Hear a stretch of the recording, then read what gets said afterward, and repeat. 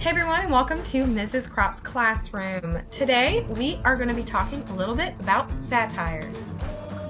Satire is the use of humor, irony, exaggeration, or ridicule to expose and criticize a topic, an issue, or to expose stupidity of a person or a group of people.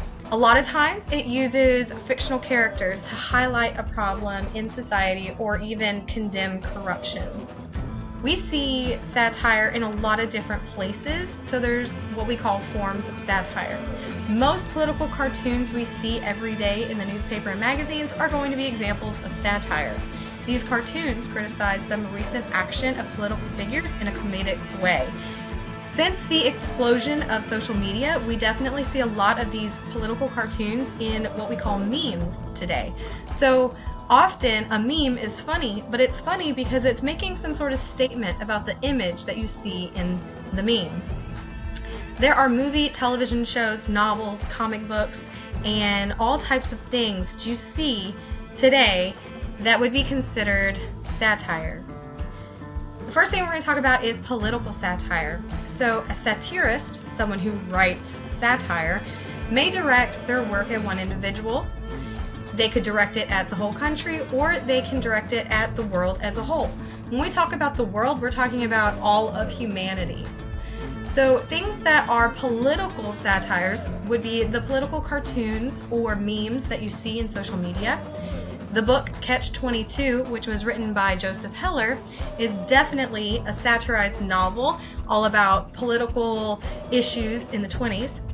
You have stand-up comedians who often talk about things going on in the world around them. So all of the jokes that they would be making in their stand-up sets would be satirical. And you also have modern political commenters such as Stephen Colbert or Conan in all of those late night shows where they are criticizing the politics of that time. You also see satire in literature. We have seen satirical elements in literature since literature became a thing. We can find it all the way back to 2100 BC in some of Siddhartha or other ancient works. Some examples of this is ancient Greek plays. Most Greek plays that were created were going to be satirical or commenting satirically about the politics, human desires, and society at that time. Shakespeare used a lot of satire in his comedies, where he was satirizing politics, philosophy of that time period, and even the royalty, which were the people that paid him to work. Jonathan Swift is the author who wrote Gulliver's Travels and A Modest Proposal. Both of these novels satirize the social and political sense of his time. Mark Twain also satirized 19th century Americana through his novels Huckleberry Finn and other works. Charles Dickens also satirized Victorian society in most of his novels. And obviously the list continues because, again, literature and satire have been hand in hand since people started putting pen to paper. We also see a lot of satire in film and TV. So just as literature has always had some form of satire along with it, we've also seen satire in film and TV ever since film and TV became a thing. The reason is because satire is usually funny, and if it's not funny, it's ironic in a scary way. So it makes a real punch for people to think about. Just because satire can be funny doesn't mean it's always funny. A lot of TV shows that we have now are satires, but they're not funny at all. Dexter, Get Out, Fight Club, Snowpiercer, Black Mirror, and The Cabin in the Woods are all examples of satire in film that's not really funny, but definitely criticizing something going on in our world at the time that the film was taking place. The thing that you want to think about when it comes to satire is, why do we care? What's the point? As a student and as a person in society, it's important to understand what the use of satire is.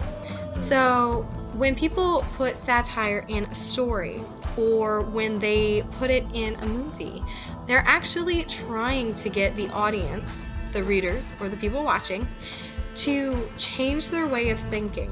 They're trying to create a catalyst that will allow the audience or society to understand an issue and to decide to make a change.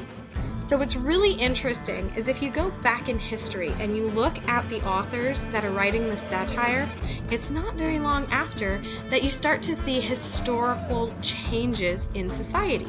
You start to see people realize that slavery is not okay, but the texts written about it would have come before.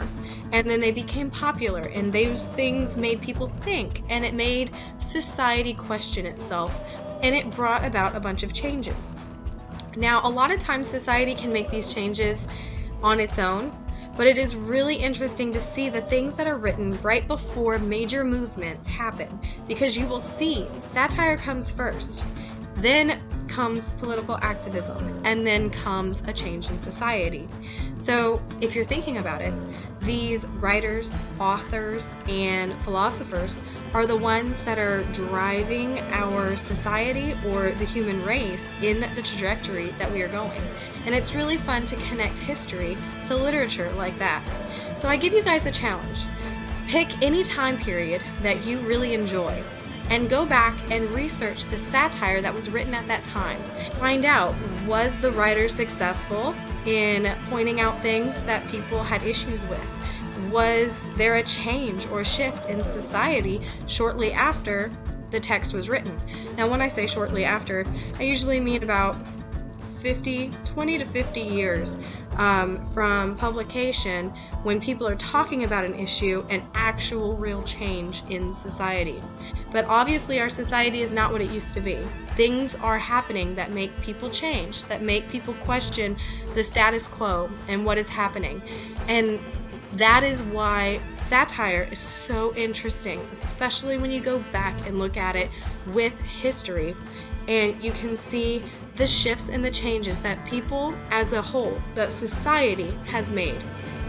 I hope you guys really enjoyed this satire video, and I hope that you're able to think a little bit more about the importance of literature and even film in our society. Check us out next week. We'll have some more videos coming soon, and I hope you guys like, share, and subscribe to our channel.